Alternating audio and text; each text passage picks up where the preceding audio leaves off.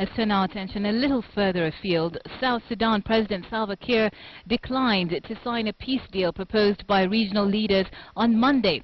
So what exactly about this deal was he opposed to?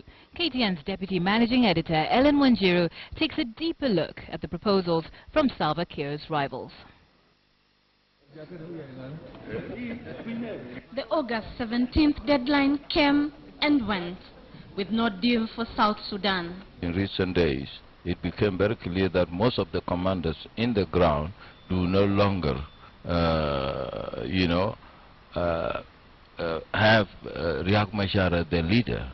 And if that is the case, the government have a responsibility to ensure that the peace agreement that could be reached in Addis Ababa is going to be respected on the ground. The much-anticipated peace deal fell through, at least for now. In the next 2 weeks, President Salva Kiir is expected to decide on a number of proposals fronted by IGAD. This include a designated 30-month transition period with Kiir as president, with a first vice president post allocated to the rebels. They were also expected to agree that elections would be held 2 months after the close of the interim period, and both Kiir and Machar would be eligible to run.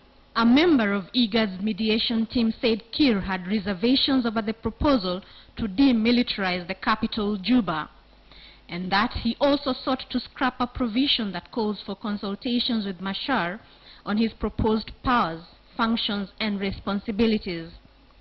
Kiir's delegation was also reported to have criticized other aspects of the proposal, including an 18-month deadline for the integration of armed forces, saying this must be done in less than 6 months.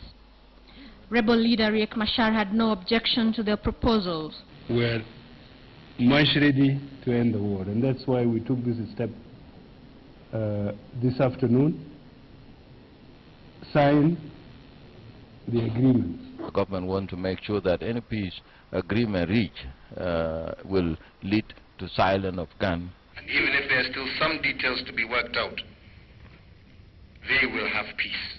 The U.S. has renewed a threat to raise pressure on those opposing the peace proposal. Numerous rounds of negotiations have failed to end fighting that has killed over 10,000 people and displaced more than 2 million. Ellen Wanjiru, KTN News.